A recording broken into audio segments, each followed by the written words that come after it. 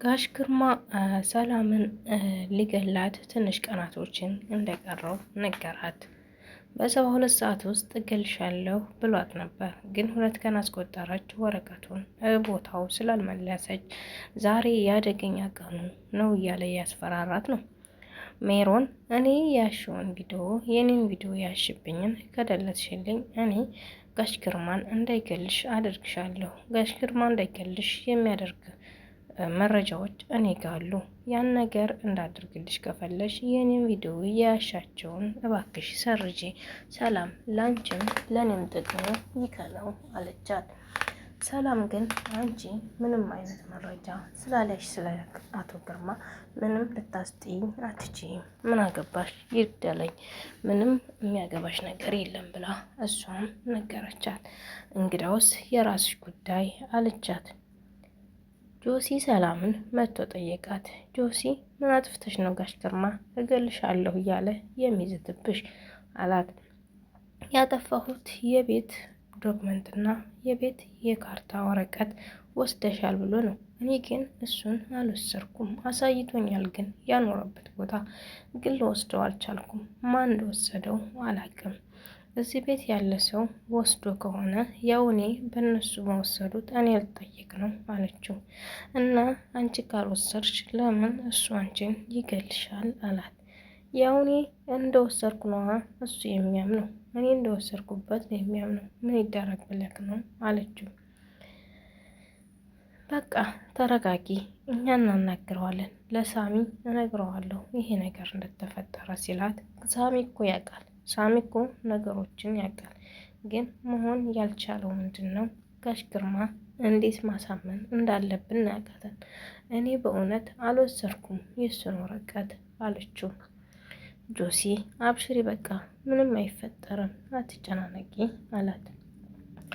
እሷም እሺ በቃ አልጨናነቅም ብላ ነገረችው። በህይወቷ እየጸጸታትና እያመማት ልትኖር የፈለገችው ነገር ቢኖር ይህ ነው። እንዴት እኔ ባላደረኩን ነገር እኔ ልቀጣ እችላለሁ? እኔ የእሱን ነገር አልወሰድኩም፣ እሱስ እንዴት ሊቀጣኝ ወሰነ? አልወሰድኩም እያልኩኝ በስንት ነገር ማልኩለት፣ እንዴት አቶ ግርማ ሊያምነኝ አልቻለም? ብላለች። አቶ ግርማ ለያምናት የሚያስችለው ነገር ስላሳያት ባሳያት በቅርብ ጊዜያቶች ደግሞ ስለተወሰዱ እሱም አይፈረድበትም። የወሰደችው ሰላም ብቻ መስላት አየችው። በቃ ይሄ ነው። ሰላም እውነቱን ለመናገር ወስዳ ከሆነ ራሷን አሳምና ተናግራ ይህን ነገር መቋጨት ነበረባት። ይህን ነገር ካልወሰደች ደግሞ ቤስት ያለውን ሰው ሁሉ መፈተሽ ነበረባት። ማን ወስዶታል ብላ መጠርጠር ነበረባት።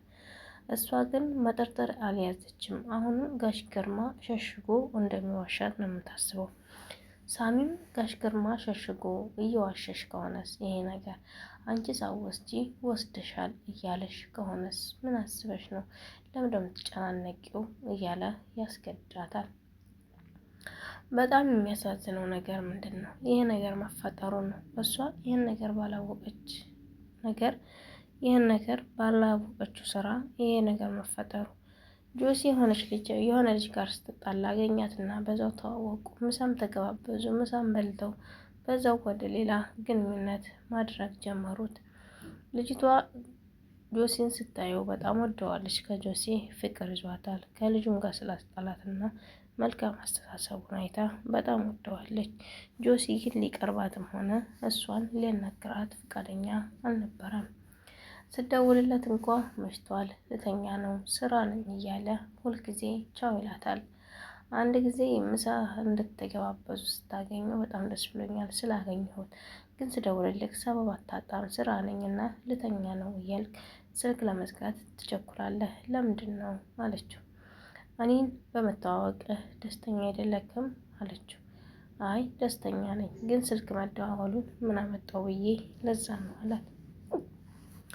ብሌን ትባላለች ልጅቷ። ጠይም ቆንጅዬ ልጅ ናት። እና ከዚህ በኋላ እሷና እሱ ተግባቡ የጆሲ ተላላኪ ሰላምን ወይም ሜሮንን የምትከታተል ልጅ ልትሆንለት ትችላለች ብሎ አሰበና እሱም ብታወቃት ይበልጥ ቢያወራትና የይበልጥ ባቅርባት ትረዳኛለች የሚል ሀሳብ ከልቡ መጣለትና ልጅቱ ጋር ምስጥ ብሎ ወሬ ጀመረ። እሷም ጋር እያወራ ነበር እና ስለ ትውልድህና ስለ አስተዳደግ አስረዳኝ አለችው። እሱም ውጭ ሀገራት ከርሞ እንደመጣና ቅርብ ጊዜም ደግሞ እንደሚመለስ ነገራት። እዚህ ሀገራት ያሉ ቤተሰቦች ክስ የት ናቸው ብላ አስጠይቀው ስለ ቤተሰቦቼ ባትጠይቂኝ ደስተኛ ነኝ አላት።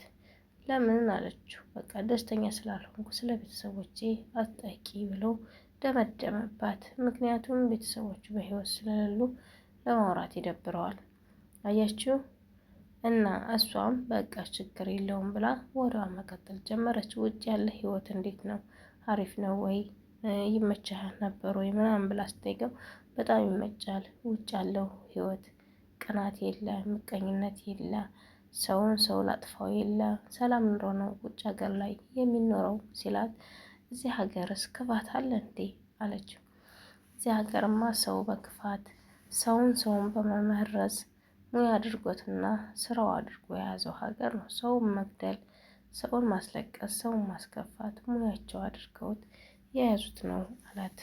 አብሽር ጆሲ፣ ሳይክ የተጎዳ ትመስላለህ። ሁሌም ከጎንክ ነኝ። የምታወያየኝ ነገር ካለ አወያየኝ፣ እረዳሃለሁ ብላ አለችው። ጆሲም አመሰግናለሁ አላትና ተለያዩ። ሰላምና ሜሮን እዛ ጋር ተፋጠዋል። ጭቅጭቅ ላይ ናቸው።